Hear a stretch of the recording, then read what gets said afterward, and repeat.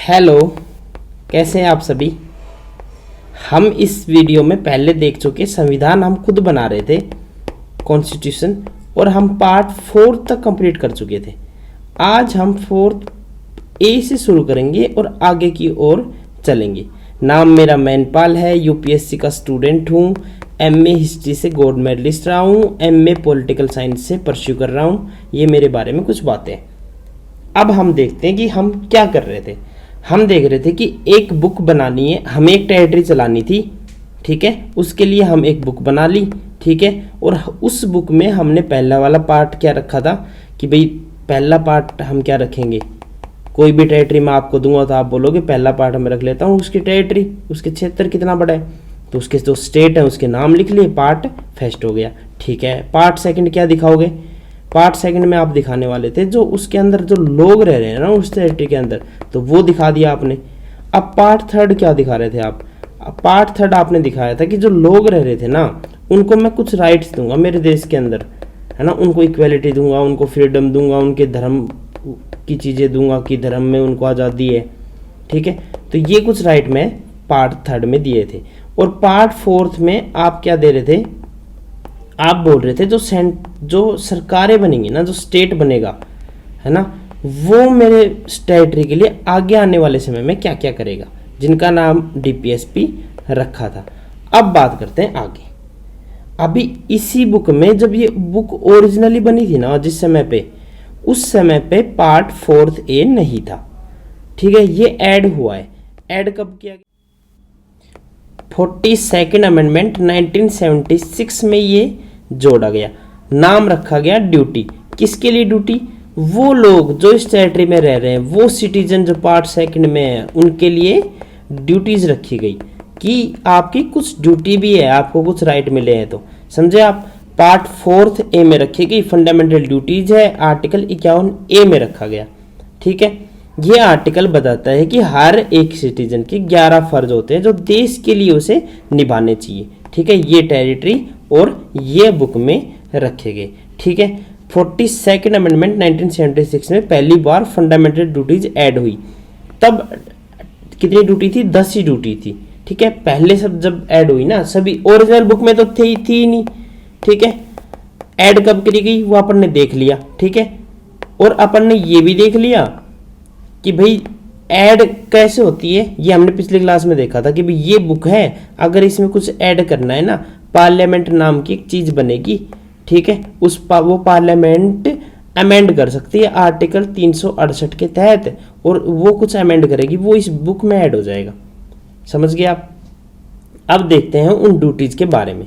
जो सबसे पहली जो ड्यूटी है ना वो है ए, ठीक है। ए को क्या बोलेंगे, ए फॉर एंथम।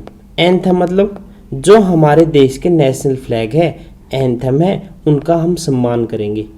समझे आप, जो इस टेरिटरी के लिए बनाए गए हैं। दूसरा बी फॉर बापूजी से कर लो। बापूजी मतलब महात्मा गांधी जी। महात्मा गांधी जी वो हैं हमारे लिए जो नेशनल फ्रीडम स्ट्रगल के लिए लड़े हैं, वो हमारे हीरो हैं।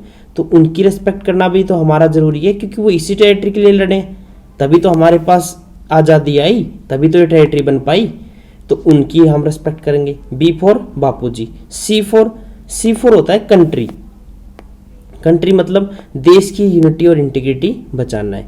डी फॉर डिफेंस, ठीक है, देश की डिफेंस करना, जरूरत पड़ने पर देश की रक्षा करना। ई फॉर होता है इक्वेलिटी, हार्मोनी प्रमोट करना, सभी रिलीजन, लैंग्वेज, रीजन्स के लोगों में भाईचारा बनाए रखना। ये मैं बता रहा हूँ ना, E for equality, D for defence, C for country, ये याद करने के लिए आपके लिए। B for Bapuji, A for anthem, ठीक है। एफ फोर होता है कि भाई फोर्ट, जो हमारी पुरानी चीजें हैं ना उनको हम संजो के रखेंगे। हर इंडियन का फर्ज है कि वो अपने देश के इतिहास, काल, सभ्यता और सभी धर्मों का योगदान को समझे और उसको इज्जत दे, ताकि वो चीजें खत्म ना हो जाएं। जी फोर होता है ग्रीनरी, वैसे तो, है ना। तो ग्रीनरी मतलब एनवायरमेंट को प्रोटेक्ट करना, forest, lakes, rivers, wildlife और एनवायरमेंट की रक्षा करना। H for scientific temper develop करना, साइंस बेस्ड सोच रखना और रिसर्च प्रमोट करना। सब किसके लिए, उस सिटीजन के लिए जो पार्ट सेकंड में है, उस टेरिटरी के लिए। समझे आप? ठीक है। आई फॉर आई, ये ऐसे याद कर लेना। आई फॉर आई का मतलब क्या है कि भाई आपको पब्लिक प्रॉपर्टी की रिस्पेक्ट करनी है, उसको है ना डैमेज नहीं करना बदले में। समझे आप? जे फॉर अपने हर काम में चाहे अकेले करें या मिलके करें, हमेशा बेहतर करने की कोशिश करनी चाहिए ताकि हमारे देश हमेशा तरक्की करे, है ना, साथ में ज्वाइंट। ये ऐसे याद कर सकते हो। के फॉर नॉलेज, क्या नॉलेज? पेरेंट्स अपने 6 से 14 साल के बच्चों को शिक्षा देंगे, है ना, दिलवाएंगे। ये हमने ऐड किया 86th अमेंडमेंट में। ये भी जब शुरुआत में ड्यूटीज ऐड हुई थी तब ये नहीं था, 42nd अमेंडमेंट हुआ तब ये नहीं था, ये 86th अमेंड करके ये ड्यूटी ऐड करी गई। अब टोटल ड्यूटी 11 है। बात समझ गए? अब बात करते हैं पार्ट 5 की। पार्ट 4 ए तक हम देख चुके, ठीक है, क्लियर है। अब बात आगे आती है कि ये जो देश है वो चलेगा कैसे, ठीक है। तो इसके लिए कुछ पोस्ट बनानी पड़ेंगी, प्रेसिडेंट, है ना, पार्लियामेंट, स्टेट जो बन रखे हैं उनकी जो सरकारें हैं वो कैसे बनेंगी। तो इसी बुक में ये सब लिखा गया, ठीक है। पहली चीज लिखी गई प्रेसिडेंट। अब सबसे पहले प्रेसिडेंट दिख गया, ठीक है, नाम दिख गया आपको कि प्रेसिडेंट है, ठीक है। फिर आपको ध्यान ये आएगा कि प्रेसिडेंट तो है, दिख गया नाम तो, लेकिन इसका अब बताओ ये कौन होगा। तो सबसे पहले आर्टिकल 52 में बताया गया कि प्रेसिडेंट होगा इस देश के लिए, ठीक है। तो आर्टिकल 52 क्या बोलता है? प्रेसिडेंट ऑफ इंडिया होगा, ठीक है। अब बात आती है कि भाई होगा तो इलेक्शन कैसे होंगे, है ना, वोट कौन करेगा, ठीक है। इलेक्शन हो गए, है ना, तो इसकी क्वालिफिकेशन क्या होंगी प्रेसिडेंट की, ठीक है। क्वालिफिकेशन हो गई कि भाई कौन व्यक्ति बन सकता है ना, कौन नहीं बन सकता, कितनी उम्र का बन सकता है, ठीक है। अगर ये हो गया तो ये बताओ ये कितने साल के लिए बनेंगे, ठीक है, कितने साल के लिए, ठीक है। चौथा क्वेश्चन आपके मन में आएगा कि भाई ठीक है ये बन गए, ये हट भी सकते हैं क्या, है ना, इम्पीचमेंट हो सकता है क्या, ठीक है। ये सब क्वेश्चन अभी हम डिस्कस कर लेते हैं। देखो सबसे पहले तो इलेक्शन किसका? प्रेसिडेंट का। कौन कौन इलेक्शन में वोट करेगा?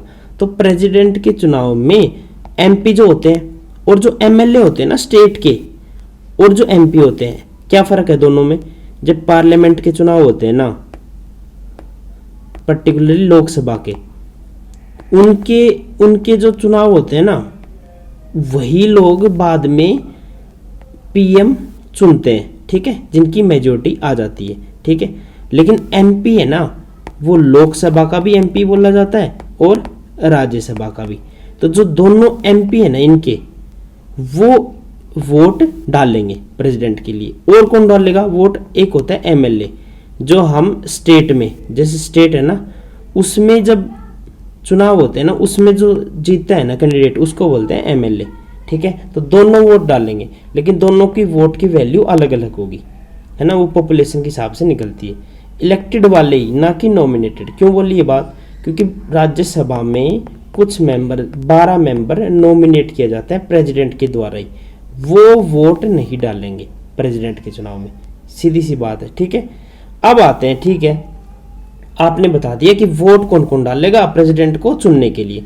अब आप मेरे को ये बताओ कि तरीका क्या होगा उसको चुनने के लिए प्रेसिडेंट को। तो प्रेसिडेंट को चुनने का तरीका होता है प्रोपोर्शनल रिप्रेजेंटेशन, ठीक है, सिंगल ट्रांसफरेबल वोट, और वोटिंग सीक्रेट बैलेट पर होती है। अभी समझते हैं क्या चीज है भाई, पीआर, ठीक है। 2 सेकंड, 1 2 3 4 लोग खड़े हैं चुनाव में, ठीक है। आप लोग हो 250 लोग जिनको ये चुनने हैं। आपको पर्ची दी जाएगी, ठीक है। पर्ची पे आप लिखोगे कि मेरी फर्स्ट प्रेफरेंस ये है, मेरी सेकंड प्रेफरेंस ये है, और मेरी थर्ड प्रेफरेंस ये है, और मेरी फोर्थ प्रेफरेंस ये है। आपने बता दी। अब क्या होता है, कोटा होता है ना। वो अगर कोटा क्राइटेरिया पूरा कर लिया ना फर्स्ट वाले ने, तो फिर वो जीता हुआ माने जाएगा कि, और फिर आप पूछोगे कोटा क्या है सर वो, चलो कोटा भी डिस्कस कर लेते हैं। कोटा होता है जितने भी वो टोटल वैलिड वोट हुए ना, उसके जितनी वैकेंसी है जिसके लिए चुनाव हो रहे हैं +1 और यहाँ पे +1, ये होता है कोटा। अगर ये कोटा पूरा कर लिया, इस 250 लोगों ने वोट डाले और ये कोटा पूरा हो गया तो ठीक है। अगर कोटा पूरा नहीं हुआ तो फिर प्रक्रिया इस सिंगल ट्रांसफरेबल वोट और समझ लो क्या है। अगर कोटा पूरा नहीं हुआ है ना, एक को इतने वोट मिले ही नहीं इस कोटे जितने, अब क्या होगा, अब जिसको लास्ट प्रेफरेंस मिली है ना, समझे आप भाई, 1 2 3 4 में एक बंदा ऐसा भी होगा जिसको सबसे कम लोगों ने ये बोला होगा कि इसकी प्रेफरेंस फर्स्ट हो, तो उसको कैंसिल कर दिया जाता है। उसकी जो सेकंड प्रेफरेंस डाली है ना लोगों ने उसमें, तो उसको वो ट्रांसफर कर दिए जाते हैं वोट, ठीक है, इन तीनों में से, क्योंकि सेकंड प्रेफरेंस इन तीनों में से होगी। अब फिर ऐसी ही प्रक्रिया चालू रहती है। ये होता है PR सिस्टम। समझ गए आप? ठीक है, आपने समझ लिया वोट कौन डालता है, आपने समझ लिया सिस्टम कैसे होता है, चुनाव की प्रक्रिया क्या होती है। अब आप समझोगे कि भाई चुना गया व्यक्ति, अच्छा क्वालिफिकेशन पहले तो यही आएगी, क्वालिफिकेशन क्या होनी चाहिए, सिटीजन ऑफ इंडिया होना चाहिए, 35 साल की एज होनी चाहिए और लोकसभा मेंबर बनने की एलिजिबिलिटी होनी चाहिए। बहुत इंपॉर्टेंट है, पूछ लेता है, क्वेश्चन आएगा कि भाई किसके एलिजिबल होना चाहिए, राज्यसभा मेंबर या लोकसभा मेंबर, तो आप क्या बोलोगे, लोकसभा। कोई ऑफिस ऑफ प्रॉफिट नहीं रखेगा, ठीक है, कोई अदर ऑफिस नहीं रखेगा जो ऑफिस ऑफ प्रॉफिट माना जाए सरकार के द्वारा, ठीक है, समझ गए। अब आते हैं कि चुनाव कितने साल की जाएगा, 5 साल के लिए चुनाव होगा, समझ गए। अब आता है कि भाई चुन गया वो व्यक्ति जो प्रेसिडेंट बन गया, अब ओथ किसके सामने लेगा, तो ओथ लेगा प्रेसिडेंट साहब के सामने, ठीक है। ओथ प्रेसिडेंट किसके सामने होगी, चीफ जस्टिस ऑफ इंडिया की, तो प्रेसिडेंट साहब किसके सामने ओथ लेंगे, chief justice of India oath दिलाएगा, ठीक है। अगर CJI अनअवेलेबल हो तो सीनियर मोस्ट सुप्रीम कोर्ट जज ओथ दिलाता है। अब बात आती है कि भाई ठीक है सब कुछ हो गया, प्रेसिडेंट चुने गए, अब ऐसी कुछ चीजें हैं क्या, उनको हटाया भी जा सकता है क्या, हाँ हटाया जा सकता है, और उसी बुक में लिखा हुआ है कैसे हटाया जा सकता है। तो अगर प्रेसिडेंट कॉन्स्टिट्यूशन वायलेट करे तो उनका रिमूवल का प्रोसेस इस आर्टिकल में लिखा हुआ है, आर्टिकल नंबर 61। प्रपोजल कहीं भी लेके आओ, लोकसभा में भी लेके आ सकते हो और राज्यसभा में भी, है ना। 14 दिन का प्रायर नोटिस देना पड़ता है प्रेसिडेंट साहब को ये नोटिस लाने से पहले, ठीक है, समझ गए। और 2/3 मेजोरिटी से पास करना पड़ता है लोकसभा के द्वारा और राज्यसभा के द्वारा। अब आते हैं कि और अमेंडमेंट इसी के रेस्पेक्ट में प्रेसिडेंट के, तो प्रेसिडेंट इलेक्शन और वाइस प्रेसिडेंट इलेक्शन इस आधार पर चैलेंज नहीं कर सकते कि जो इलेक्टरल कॉलेज बनी है ना, अब वो कॉलेज कैसे बनी है वो अपन ने देखा था कि जो MP MLA, इसमें कुछ MLA ऐसे हो कि भाई चुने नहीं गए ना, कुछ सीटें खाली हो, तो इस आधार पे आप कोर्ट में नहीं जा सकते कि भाई वो तो सीटें ही भरी नहीं थी, पूरे MP और MLA नहीं थे सारे स्टेट्स में और सेंटर में, तो इस आधार पे आप कहाँ नहीं जा सकते, सुप्रीम कोर्ट नहीं जा सकते, ठीक है, चैलेंज नहीं कर सकते। और चैलेंज करने का काम सुप्रीम कोर्ट देखता है, इलेक्शन का काम प्रेसिडेंट का, ठीक है। अब बात करते हैं कि भाई देखो ये एक चीज और है कि प्रेसिडेंट वाइस प्रेसिडेंट के इलेक्शन में कोई डिस्प्यूट हो तो फाइनल डिसीजन सुप्रीम कोर्ट ही करेगा प्रेसिडेंट का। अब बात करते हैं कि प्रेसिडेंट के पास और क्या क्या पावर है, ठीक है।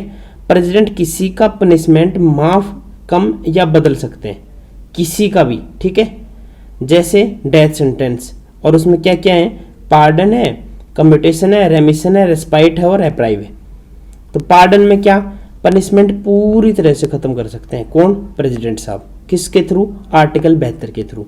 आर्टिकल 72 कहाँ, उस बुक में, वो बुक किसने बनाई, जब ये देश की शुरुआत हुई आजादी के बाद में, ठीक है, समझ गए।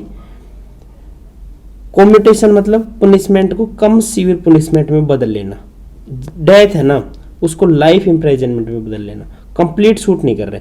पार्डन में होती है कंप्लीट छूट, कम्यूटेशन में होती है कि कम्यूट हो गई ना चीज उसी में, तो डेथ को लाइफ में बदल दिया। रेमिशन मतलब पनिशमेंट का पीरियड कम कर देना, नेचर सेम रहेगा ना, उसको जो चीज मिली हुई ना वो सेम रहेगी, राइग्रेस इम्प्रेजनमेंट है तो इम्प्रेजनमेंट तो राइग्रेस ही रहेगी, लेकिन 10 साल की जगह 7 साल कर दी जाएगी। रेस्पाइट मतलब स्पेशल रीजन या पनिशमेंट को लाइटर बना देना, जैसे कोई प्रेग्नेंट वुमेन है, डेथ सेंटेंस को लाइफ इम्प्रेजनमेंट में बदल देना। और रेप्राइव मतलब पनिशमेंट एग्जीक्यूट होने से पहले टेम्परेरी डिले, भाई कुछ समय की छूट दे देना। Death penalty postpone for mercy petition hearing, समझे आप। तो ये 5 प्रकार की छूट है जो प्रेसिडेंट साहब दे सकते हैं, इनके सामने चीजें जाएं तब। ठीक है, आपने बहुत बार सुना भी होगा कि पार्डन की गई है अपील, अब प्रेसिडेंट साहब के ऊपर है, उनकी पूरी टीम है, वो ये सब देखते हैं कि किसी को देनी चाहिए या नहीं। अब आते हैं हमारी काउंसिल ऑफ मिनिस्टर। ये क्या है सर? देखो, पार्लियामेंट है, पार्लियामेंट में होता है लोकसभा और राज्यसभा, ठीक है, और प्रेसिडेंट, ठीक है। अब पार्लियामेंट में से ही सरकार बनती है ना, गवर्नमेंट बनती है। कैसे बनती है? जो लोकसभा में मेजोरिटी आती है ना जिसकी, वो अपनी सरकार बनाता है। अब वो उन लोगों में से, खुद के लोगों में से, जो पीएम होता है ना, वो एक काउंसिल ऑफ मिनिस्टर बनाता है, COM बोलते हैं उसको, ठीक है। वो चाहे लोकसभा के मेंबर ले या राज्यसभा के, वो एडवाइज करता है प्रेसिडेंट को कि ये मेंबर मेरी काउंसिल ऑफ मिनिस्टर के लिए आप अपॉइंट करो, ठीक है। तो ये है वो काउंसिल ऑफ मिनिस्टर। तो पीएम की लीडरशिप में मिनिस्टर प्रेसिडेंट को सलाह देते हैं और प्रेसिडेंट उनके एडवाइस पे काम करते हैं। 42nd अमेंडमेंट 1976 में क्या हुआ कि ये जो एडवाइस है ना, COM जो दे रही थी प्रेसिडेंट साहब को, ये बाइंडिंग कर दी गई थी कि प्रेसिडेंट साहब यही एडवाइस मानेंगे। लेकिन 44th 1978 में प्रेसिडेंट एडवाइस वापस रिकंसिडरेशन के लिए भी भेज सकते हैं, पर वापस आने पर एक्सेप्ट करना ही पड़ेगा। समझे आप कि भाई देखो, प्रेसिडेंट साहब खुद से तो कुछ कर नहीं सकते, उनको एडवाइस कौन करेगा? COM। किस में लिखा हुआ है? आर्टिकल 74 में, इसी बुक में लिखे गए हैं वो, ठीक है, कि 74 में ये लिख रखा है कि भाई जो प्रेसिडेंट साहब है वो इनकी एडवाइस पे काम करेंगे। लेकिन इसी बुक में बाद में अमेंड करके क्या कर दिया गया कि जो एडवाइस करी ना वो बाइंडिंग है, उसको ना तो वापस भेज सके और वो माननी पड़ेगी, ठीक है। ये बाद में करी गई ये चीज़, ये याद रखना। और कब करी गई? 42nd में। लेकिन उसी में बाद में एक और अमेंड किया गया 44th में, और उसने बोल दिया कि रिकंसिडरेशन के लिए तो भेज सकते हैं प्रेसिडेंट साहब, लेकिन जब रिकंसिडरेशन होकर वापस आएंगे ना, फिर उनको वो एक्सेप्ट करनी पड़ेगी वो एडवाइस। क्लियर है? अब आर्टिकल देखते हैं 75। पीएम को प्रेसिडेंट अपॉइंट करेगा। देखा था अपन ने कि लोकसभा में जो मेजोरिटी आएगी और उसमें जो लीडर होगा ना, उसको शपथ कौन दिलाएगा? प्रेसिडेंट साहब। दूसरे मिनिस्टर पीएम की एडवाइस पर अपॉइंट होते हैं, ये अपन ने देख लिया। एक होता है, एक पोस्ट होती है अटॉर्नी जनरल की, है ना। गवर्नमेंट का सबसे बड़ा लॉयर जो सरकार को कानूनी मामलों में गाइड करता है, प्रेसिडेंट अपॉइंट करता है। एलिजिबिलिटी सुप्रीम कोर्ट जज बनने की क्वालिफिकेशन इसकी होनी चाहिए। कोर्ट में गवर्नमेंट का केस रिप्रेजेंट करता है कौन? Attorney general. किस आर्टिकल में लिखा हुआ है? 76 में। उस बुक में 76 में लिखा गया कि अटॉर्नी जनरल नाम से कोई होंगे, ठीक है। क्या करेंगे? कोर्ट में गवर्नमेंट के केस रिप्रेजेंट करेंगे। अब आता है कि प्राइम मिनिस्टर का काम है, आर्टिकल 78 में लिखा गया, और क्या काम है कि प्रेसिडेंट को गवर्नमेंट का काम का फुल इंफॉर्मेशन देना। किसको? प्रेसिडेंट को। काउंसिल ऑफ मिनिस्टर का डिसीजन प्रेसिडेंट को बताना। किसका काम है?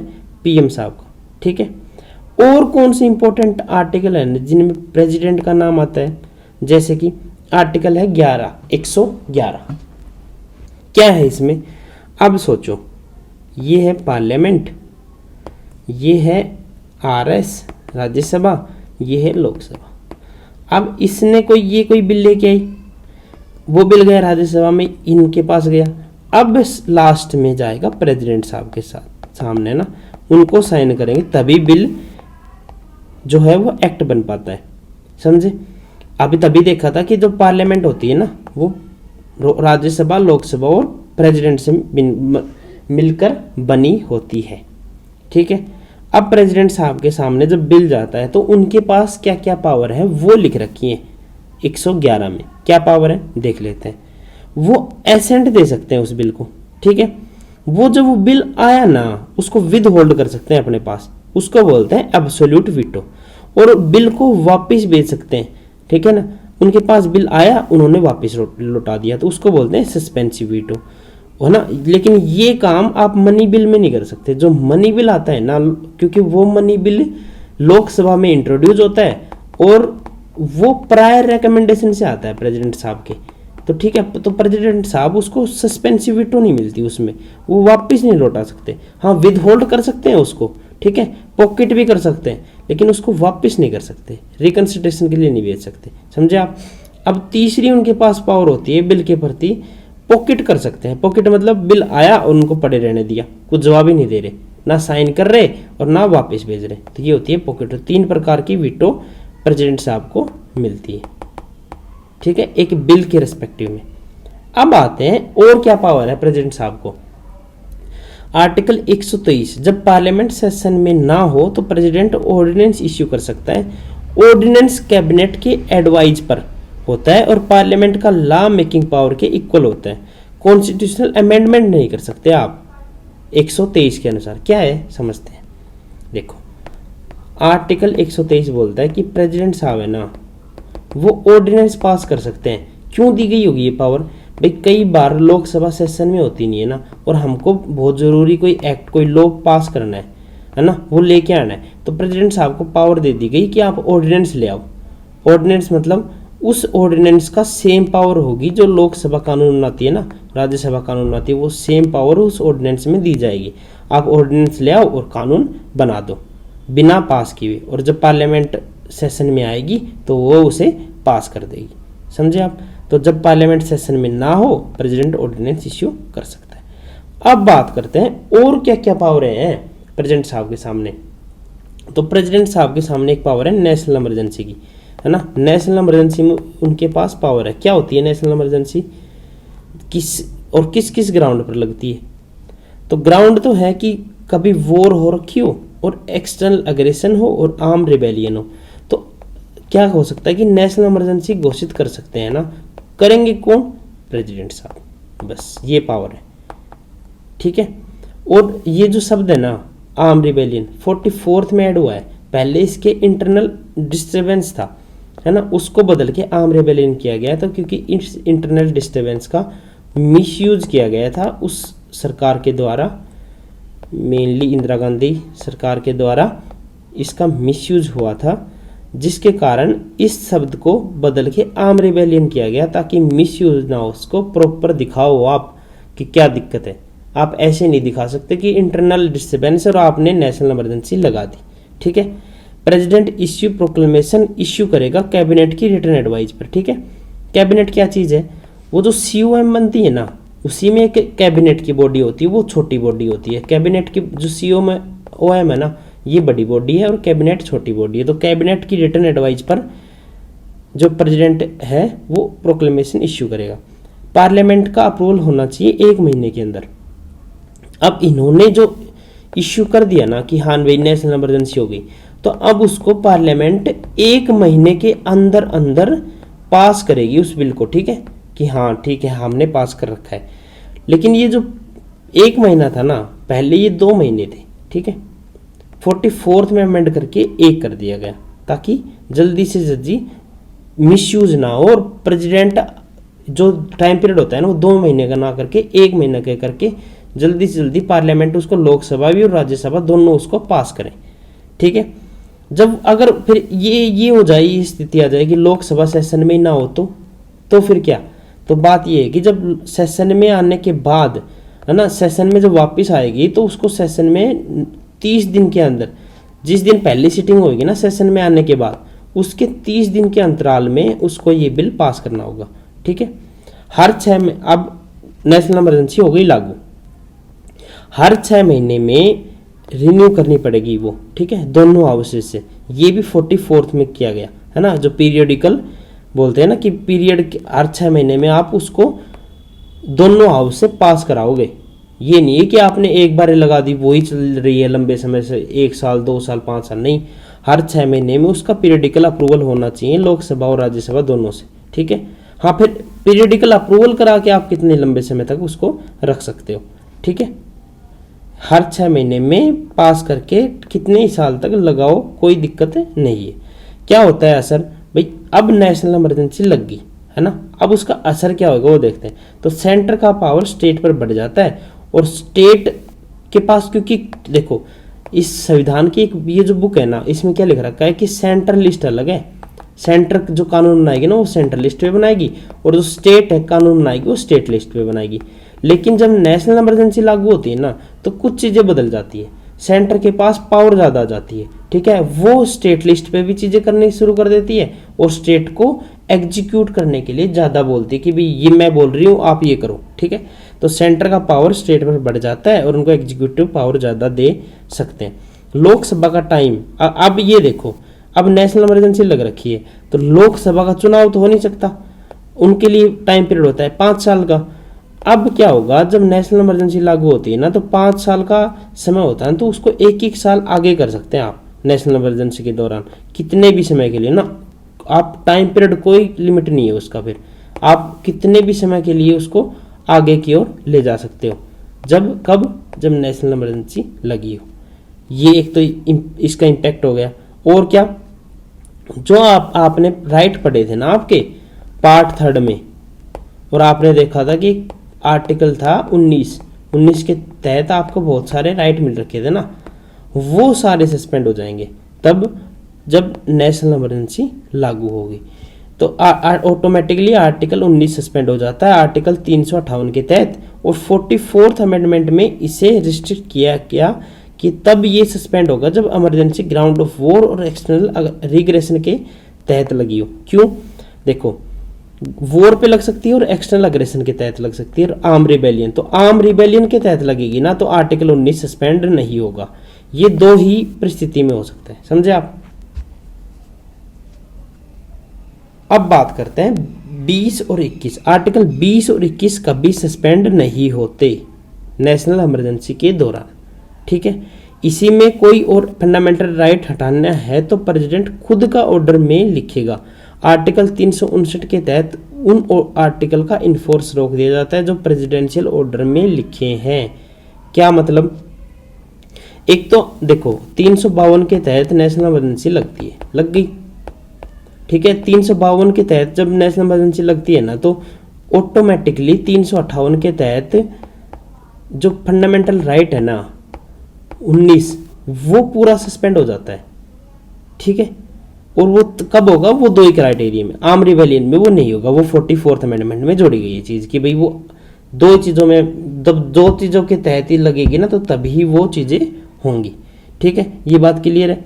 अब बात आती है कि और अगर और जो फंडामेंटल राइट्स हैं वो करने हो तो प्रेसिडेंट साहब ऑर्डर निकालते हैं ना, प्रेसिडेंट साहब के ऑर्डर में वो लिखेंगे खुद कि ये आर्टिकल को मैं सस्पेंड कर रहा हूँ। सस्पेंड इस वे में होता है कि वो उसका इन्फोर्समेंट रुक जाता है ना, उसको लेके आप कोर्ट में नहीं जा सकते फिर, ठीक है।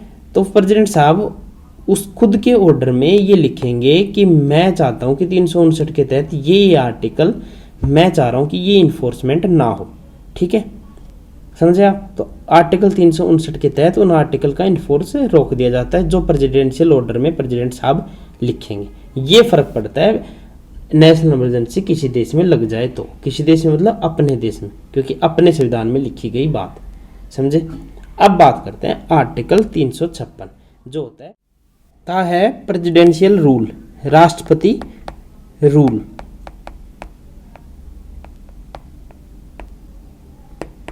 राज्य की सरकार संविधान के हिसाब से नहीं चल रही हो, ठीक है। राज्य जो हमने देखे थे, जो इस टेरिटरी में राज्य बने हुए हैं, ठीक है, जैसे कि इसमें भी आपको दिख रहे हैं, जो ये राज्य हैं ये अगर संविधान के हिसाब से ना चले, ठीक है, तो इसी संविधान में लिख रखा है कि जो सेंटर की जो पावर है ना वो उन पे लागू हो जाएगी, जिन स्टेट पे उन स्टेट पे जो संविधान के हिसाब से नहीं चल रहे। सेंटर की किसी सेंटर ने कोई डायरेक्शन दी इन स्टेट्स को, ठीक है, ये स्टेट उस डायरेक्शन को मतलब उसको कंटिन्यू नहीं कर रहे, ठीक है। तो सेंटर के किसी डायरेक्शन के हिसाब से स्टेट नहीं चल रहे तो प्रेसिडेंट सोच सकता है कि वो कॉन्स्टिट्यूशन के हिसाब से नहीं चल रहे।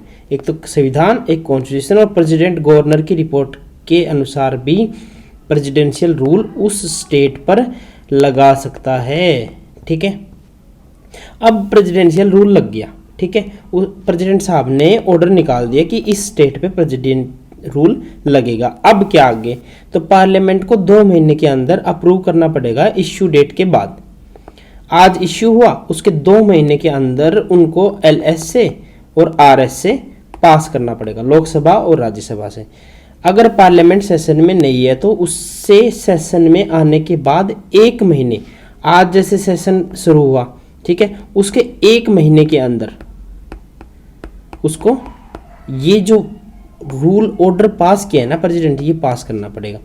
प्रेसिडेंट डिजोल और सस्पेंड कर सकता है किसको, स्टेट असेंबली को। कौन स्टेट असेंबली, जो इस स्टेट में बनी हुई है, ठीक है, क्योंकि स्टेट भी स्टेट असेंबली से ही चल रहे हैं, ठीक है। वो आगे हम देखेंगे कि कैसे स्टेट असेंबली जो MLA होते हैं, है ना, उनका चुनाव होता है। तो वो जो MLA जो सरकार बनाई होती है ना उस स्टेट में, वो डिजोल्व कर देता है ना प्रेसिडेंशियल रूल में। कौन करेगा, प्रेसिडेंट साहब, ठीक है, डिजोल्व कर देंगे, या चाहे तो वो सस्पेंड भी कर सकते हैं कुछ समय के लिए। अब सारे जो फंक्शन है ना स्टेट गवर्नमेंट के, प्रेसिडेंट खुद के हाथ में ले लेते हैं, चाहे गवर्नर के हो, चाहे कोई और भी बॉडी हो ना उस स्टेट में, और प्रेसिडेंट साहब को लग रहा हो कि भाई नहीं, ये मैं मेरे हिसाब से चलाऊंगा, चाहे वो सरकार हो, एग्जीक्यूटिव बॉडी हो, कुछ और हो, गवर्नर हो, उन सारी पावर प्रेसिडेंट साहब के पास चली जाती है। प्रेसिडेंट डिक्लेयर करता है पार्लियामेंट स्टेट के लिए कानून बनाएगा। कौन, प्रेसिडेंट। कानून को अब, पहले कानून कौन बना रहा था स्टेट लिस्ट के हिसाब से, स्टेट, है ना। अब कानून उस लिस्ट में, जो स्टेट लिस्ट है ना उस स्टेट की, स्टेट लिस्ट तो सब के लिए एक ही है वैसे तो इस स्टेट लिस्ट के लिए उस स्टेट में जो MLA चुनाव चुन के आ रहे थे ना वो कानून बना रहे थे। लेकिन अब से क्या होगा, जब प्रेसिडेंट रूल लगेगा ना, तो अब प्रेसिडेंट बोलेंगे कि जो पार्लियामेंट है ना, जो सेंटर में MP चुने हुए वो कानून बनाएंगे उस स्टेट के, समझ गए। अब 44th में ऐड किया गया, पहले 1 साल तक एक्सटेंड होती थी। इस अमेंडमेंट के बाद हर 6 महीने में अप्रूव करना है दोनों हाउसेस से, और मैक्सिमम 3 साल तक आप प्रेसिडेंट रूल लगा सकते हो किसी स्टेट में। देखो, नेशनल इमरजेंसी आप अनलिमिटेड टाइम तक लगा सकते हो ना, जब तक चाहो, लेकिन उसको 6 महीने में अप्रूवल कराना पड़ता है। 6 महीने में अप्रूवल इसका भी लगता है, लेकिन इसको फिर भी आप 3 साल तक ही एक्सटेंड कर सकते हो, 3 साल से ज्यादा नहीं कर सकते, ठीक है। आर्टिकल, अब आते हैं आर्टिकल 360 पे। 352 देख लिया, 356 देख लिया, और प्रेसिडेंट का काम देख लिया इनमें। अब देखेंगे 360। इंडिया का फाइनेंशियल स्टेबिलिटी या क्रेडिट खतरे में हो, पार्लियामेंट तो ये चीजें हो तो प्रेसिडेंट साहब क्या लगाएंगे, फाइनेंशियल इमरजेंसी, ठीक है।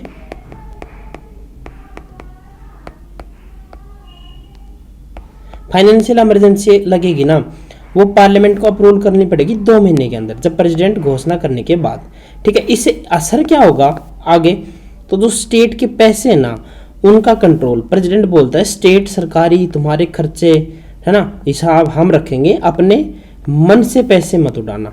कहने का मतलब है अब स्टेट का जो भी पैसा आएगा ना, जो ये स्टेट है ना, इनके जो भी पैसे आएंगे ना वो अब प्रेसिडेंट डिसाइड कर रहा है। पहले वो जो MLA चुन के आ रहे थे वो असेंबली डिसाइड कर रही थी कि भाई पैसे खर्च कहाँ सरकार गवर्नमेंट करेगी।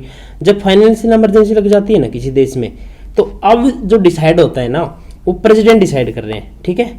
कि पूरे जो ये स्टेट है ना, इनकी सबकी जो पैसे हैं, जो खर्चे हो रहे हैं सरकारी, वो सब डिसाइड कौन कर रहे हैं, प्रेसिडेंट साहब। और वो कैसे चुन के आते हैं अपन ने देख लिया। सैलरी कट हो सकती है, सेंटर डिसाइड करेगी कि सरकारी नौकरी वालों की सैलरी कितनी मिलेगी, चाहे PM हो, CM हो, IAS हो, जज की भी सैलरी कट हो जाती है, ठीक है। मनी बिल है वो प्रेसिडेंट के पास, अगर कोई स्टेट अपना पैसा वाला बिल पास करे तो वो सीधा प्रेसिडेंट के पास आएगा ना अप्रूवल के लिए। स्टेट की आर्थिक आज़ादी खत्म हो जाती है ना, स्टेट का फाइनेंशियल जो डिसीजन है ना पर कंट्रोल दिल्ली सेंटर का हो जाता है, ठीक है। अब देखते हैं जो प्रेसिडेंट साहब हमने चुने वो किस किस को अपॉइंट करते हैं। 75(1) के हिसाब से PM और मिनिस्टर तो आर्टिकल 75 फर्स्ट से हो ही, मतलब अपन ने देख ही लिए थे वो तो शुरुआत में ही। अब देखते हैं अटॉर्नी जनरल, ये भी देख लिए। एक होता है CAG, यूनियन और स्टेट को ऑडिट करता है, अकाउंट जो खर्चे होते हैं ना उनको ऑडिट करने के लिए एक पोस्ट बनाई गई है, संविधान में ही वो पोस्ट बनाई गई है, उसका नाम है CAG, है ना। उसको ऑडिट करने का काम किसको, यूनियन और स्टेट के ऑडिट CAG, और उनको चुन कौन रहा है, अपॉइंट कर रहे हैं कौन, प्रेसिडेंट साहब। इलेक्शन कमीशन को अपॉइंट कौन कर रहे हैं, प्रेसिडेंट साहब।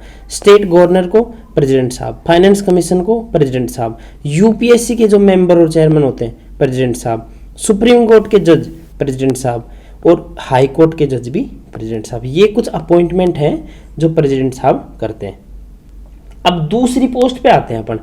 दूसरी अपन ने देखा कि हम जो टेरिटरी चला रहे हैं ना उसके लिए हमने एक पोस्ट बनाई प्रेसिडेंट। दूसरी हम पोस्ट बना रहे हैं और ये लिखा कहाँ गया, इस बुक में, ठीक है। अब जो दूसरी हम जो पोस्ट बना रहे हैं वो उस पोस्ट का नाम है वाइस प्रेसिडेंट, ठीक है। वीपी क्या करता है वो देखते हैं, ठीक है। तो सबसे पहले तो हमें यही दिखाना पड़ेगा इस बुक में कि वीपी कोई है, तो यही दिखा दिया आर्टिकल 63 में कि वाइस प्रेसिडेंट ऑफ इंडिया है। भारत में हमेशा एक वाइस प्रेसिडेंट होगा, इस बुक में लिखा है। ये सेकंड हाईएस्ट कॉन्स्टिट्यूशन ऑफिस है। प्राइमरी राज्यसभा का एक्स ऑफिशियो चेयरमैन होता है, समझे आप।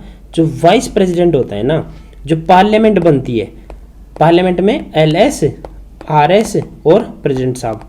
तो जो RS होती है ना उसका जो चेयरमैन होता है ना वो कौन होता है, ये जो वाइस प्रेसिडेंट साहब है, ठीक है। और एक्स ऑफिशियो मतलब जब वाइस प्रेसिडेंट चुना गया ना वो डायरेक्टली इसका चेयरमैन बन गया और किसी चीज की जरूरत नहीं है, सीधे ही, ठीक है।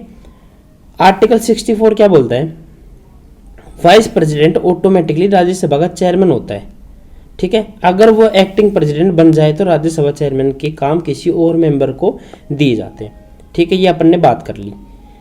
Vice president to act as president और डिस्चार्ज हिज फंक्शन, क्या बोल रखा है कि प्रेसिडेंट के पद जब खाली हो जाए तो या प्रेसिडेंट अनेबल हो जाए अपने काम करने में तो वाइस प्रेसिडेंट साहब प्रेसिडेंट बन जाते हैं उस समय के लिए, ठीक है। एक्टिंग प्रेसिडेंट के पास प्रेसिडेंट के सारे पावर होते हैं। तो अपन ने देख लिया वाइस प्रेसिडेंट दो चीजों में तो देख लिया कि तो ये राज्यसभा का जो चेयरमैन बन जाते हैं ये वाइस प्रेसिडेंट बनते ही, और जब प्रेसिडेंट साहब छुट्टी पे हो कुछ और उनको अनेबल हो अपने काम करने में तो प्रेसिडेंट साहब बन जाते हैं, समझे। अब देखते हैं कि इलेक्शन कैसे हो, ठीक है। तो इलेक्शन में सबसे पहली बात तो कौन कौन इनके वोट डाल सकता है, ठीक है। तो वोट डाल सकते हैं मेंबर, कौन, दोनों हाउस के, दोनों हाउस कौन, लोकसभा और राज्यसभा, ठीक है।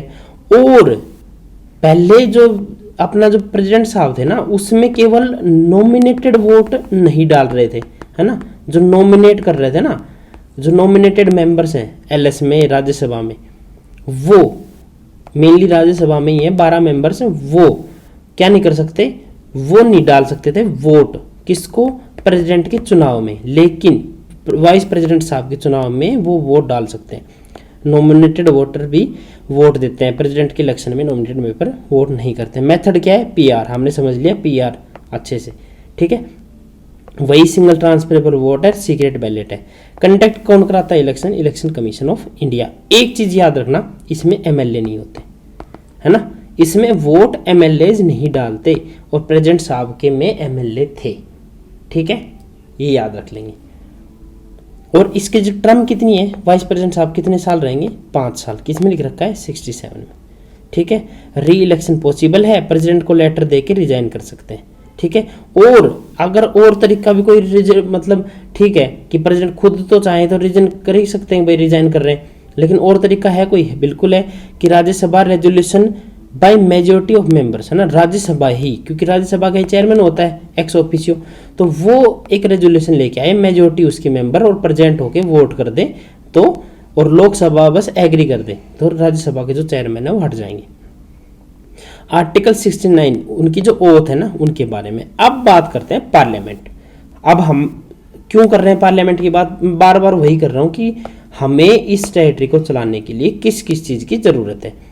हमें प्रेसिडेंट देख लिया, हमने वाइस प्रेसिडेंट देख लिया, अब हमें इसकी जरूरत है कि एक पार्लियामेंट की बॉडी बना रहे हैं, है ना। वो पार्लियामेंट कैसे बनेगी वो भी हमने इस बुक में दिखा दिया, ठीक है। तो तो पार्लियामेंट, उस बुक में हमने 79 जो आर्टिकल रखा उसमें पार्लियामेंट का स्ट्रक्चर बताया कि पार्लियामेंट में प्रेसिडेंट साहब होंगे, लोकसभा होगी, राज्यसभा होगी, है ना, इन तीनों से मिलकर पार्लियामेंट बनती है। तो अब सवाल आता है कि आप उस बुक में ये लिखा कि राज्यसभा का कंपोजिशन कैसे होगा ना, तो आरएस का कंपोजिशन उन्होंने आर्टिकल 80 में लिखा। तो राज्यसभा में स्टेट और यूटी के इलेक्टेड मेंबर होते हैं और प्रेसिडेंट कुछ मेंबर नॉमिनेट करते हैं। टोटल जो स्ट्रेंथ है ना वो 250 मेंबर की होती है। 238 स्टेट और यूटी से इलेक्ट होके आते हैं। राज्यसभा के चुनाव प्रोपोर्शनल सिस्टम से ही होते हैं। 12 प्रेसिडेंट नॉमिनेट करता है और किन में से नॉमिनेट करता है? उन लोगों में से जिनको art, literature, science, social service में एक्सपर्ट वो लोग हों। समझे आप इतनी बात? अब आपको कंफ्यूजन ये हो रहा होगा कि सर ये राज्यसभा के लोग चुन के कहाँ से आते हैं? ठीक है, अभी क्लियर करते हैं। जो राज्यसभा के जो लोग हैं ना, जो ये स्टेट दिख रहे हैं आपको, स्टेट में होते हैं एमएलए, है ना।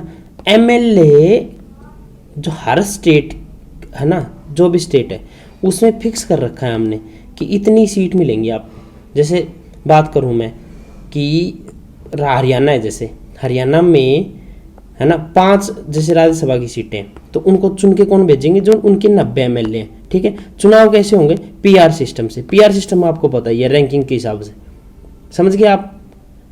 तो जो भी राज्यसभा के जो मेंबर होते हैं ना वो एमएलए चुन के भेजते हैं। एमएलए कौन? जो स्टेट के। और किस तरीके से भेजते हैं? पीआर सिस्टम होता है। पीआर सिस्टम हमने इस वीडियो में देख लिया कैसे चुने जाते हैं। ठीक है, कुछ लोग नॉमिनेट होते हैं, वो कौन करेंगे? प्रेसिडेंट साहब। अब देखते हैं लोकसभा। लोकसभा कैसे बनती है? लोकसभा की टोटल स्ट्रेंथ इस बुक में दिखाई थी 552। ठीक है, लेकिन हम अभी फिलहाल 545 ही यूज करते हैं। ठीक है, 530 स्टेट से चुन के आएंगे। ठीक है, और 20 ये लोग यूटी से चुन के आएंगे। ठीक है, और 2 एंग्लो इंडियन कम्युनिटी से चुन के आते थे और 104 अमेंडमेंट हुआ, उसने इनको हटा दिया। तो 2 तो ये हट गए, अब स्ट्रेंथ बची 550। ठीक है, और अभी देखो जो शुरुआत में जो स्ट्रेंथ थी ना वो 525 थी, लेकिन एक अमेंडमेंट हुआ जिसका नाम था 31st, उसने 525 से 545 कर दी। ठीक है, समझ में आ गया? चुन के कैसे भेजते हैं? कंस्टिट्यूएंसीज बनती हैं स्टेट्स में, है ना। प्रत्येक कंस्टिट्यूएंसीज में पॉपुलेशन के हिसाब से एक एक मेंबर खड़ा होता है ना। वो चुन के जाता है ना, और वो चुन के जाता है जो इलेक्ट होता है ना। और यहाँ जो इलेक्ट होता है ना वो फर्स्ट पोस्ट दी सिस्टम से होता है। अब ये क्या है सर? चलो समझते हैं। पीआर सिस्टम हमने समझ लिया था, वो किस किस में लागू होता है? आरएस में, वाइस प्रेसिडेंट साहब में और प्रेसिडेंट साहब में। लेकिन जो लोकसभा है ना उसमें जो सिस्टम होता है उसका नाम है फर्स्ट पोस्ट दी पोस्ट सिस्टम। इसका मतलब ये है इसमें कोई प्रेफरेंस नहीं दी जाती, एक ही वोट डलेगा। ठीक है, अब मान लो टोटल वोट है 20। ठीक है, एक आदमी के वोट आए, आप मान लो 10 वोट आए। ठीक है, एक के आए 8। ठीक है, एक के आए 2, तो जो 10 वोट आए ना वो जीत गया। तो पहली जिसने टच किया ना, जो सबसे आगे वो जीता हुआ माना जाता है। तो जो लोकसभा और एमएलए के जो वोट होते हैं ना वो first post the post system से होते हैं, और जो राज्यसभा वाइस प्रेसिडेंट और प्रेसिडेंट साहब के प्रोपोर्शनल रिप्रेजेंटेशन। और प्रोपोर्शनल रिप्रेजेंटेशन मैंने आपको समझा दिया, वो रैंकिंग के हिसाब से होते हैं, उसमें वोट मल्टीपल होते हैं, इसमें एक ही वोट होता है। ठीक है, क्लियर है? चलें, अब बात आती है कि भाई जो हम कंस्टिट्यूएंसीज देख रहे हैं वो कैसे किस हिसाब से होते हैं। हर सेंसस के बाद लोकसभा सीट्स का रीएडजस्टमेंट होता है ना डेलिमिटेशन कमीशन के थ्रू। तो 84वां अमेंडमेंट किया गया था ना, उसमें फिक्स कर रखी है 2026 तक फ्रीज कर रखी हैं सीटें, है ना, कॉन्स्टिट्यूएंसीज में। ठीक है, हर कॉन्स्टिट्यूएंसीज में पॉपुलेशन के हिसाब से सीटें होती हैं कि भाई इतनी पॉपुलेशन के हिसाब से एक सीट दी जाएगी। ठीक है, तो वो पूरे देश में एक जैसा ही होगा। अब पॉपुलेशन इतनी है, वो चाहे वो हरियाणा में लो, चाहे यूपी में लो, चाहे राजस्थान में लो, समझ गए। अब आते हैं क्वालिफिकेशन किसकी? मेंबर्स की। तो क्वालिफिकेशन एक तो सिटीजन होने चाहिए, मिनिमम लोकसभा की जो एज है वो 25 साल होनी चाहिए और राज्यसभा की 30 साल होनी चाहिए। ठीक है, और टर्म कितना है? लोकसभा में तो 5 साल है, लेकिन जो राज्यसभा है ना अपनी वो हमेशा रहती है, वो कभी ना तो डिजोल्व होती है ना। उसका टर्म है वो 6 साल के लिए दिया जाता है ना। कैसे? उसके जो जितने भी मेंबर है ना वो हर साल उसका जो टोटल जो मेंबर है ना उसका 1/3 मेंबर हर साल, हर 2 साल में रिटायर होते रहते हैं, समझे आप। तो जो बाकी के जो मेंबर है ना वो परमानेंट चलते रहते हैं उसमें, समझे आप। तो और उनको जो एक मेंबर का जो टाइम पीरियड होता है वो 6 साल के लिए होता है, और लोकसभा में 5 साल के लिए। समझ गए आप, दोनों चीजें हो गई क्लियर। अब आगे चलते हैं। कुछ चीजें हैं जैसे कि प्रेसिडेंट साहब है ना वो स्पेशल एड्रेस करते हैं, कहाँ पे, अपने जो पार्लियामेंट में है उसमें। तो प्रत्येक साल के फर्स्ट सेशन में, बजट सेशन में और स्टार्ट में, है ना, दोनों हाउस के joint sitting, first session after general election के स्टार्ट में, इस स्पेशल एड्रेस में गवर्नमेंट की पॉलिसी स्टेटमेंट को डिस्कस करते हैं, ठीक है। उसके बाद हम आते हैं स्पीकर और डिप्टी स्पीकर। एक होता है स्पीकर और एक होता है चेयरमैन। चेयरमैन होता है राज्यसभा का और स्पीकर होता है लोकसभा का। अब बात आती है कि ये चुने कैसे जाते हैं। तो जो लोकसभा का जो स्पीकर होता है ना उन्हीं के मेंबर से चुन के उस सीट के ऊपर बैठाया जाता है, ताकि जो लोग हैं वो उनकी बातें सुने और जो लोकसभा के जो रूल्स हैं वो फॉलो करवा लें, ताकि और लोकसभा अच्छे से काम कर सके, ठीक है। लोकसभा के मेंबर अपने बीच से स्पीकर और डिप्टी स्पीकर इलेक्ट करती है। और वैकेंसी अब 94 में क्या है, रेजिग्नेशन किसका, रिमूवल ऑफिस और स्पीकर और डिप्टी स्पीकर का। तो जो स्पीकर है ना लोकसभा का डिप्टी स्पीकर को लेटर देगा अगर उसको रेजिग्नेशन देना है, और लोकसभा का रेजोल्यूशन से भी आप इसको हटा सकते हो, किसको, स्पीकर को। अब आते हैं कि एमपीज के कुछ स्पेशल राइट है। एमपी को पार्लियामेंट में बोलने के फुल राइट होते हैं ना, कुछ प्रोटेक्शन भी मिलती है, वो आर्टिकल 105 के थ्रू मिलती है कि पार्लियामेंट में, है ना, पार्लियामेंट में कोई भी एमपी कुछ भी बोल रहे हैं ना उसके खिलाफ आप कोर्ट में नहीं जा सकते। कई बार आप देखते भी होंगे ना कि कुछ भी बोल दिया उन्होंने तो वो बाहर आके बोलते हैं आप कोर्ट में चले जाओ, तो कोर्ट में जा ही नहीं सकते। क्यों?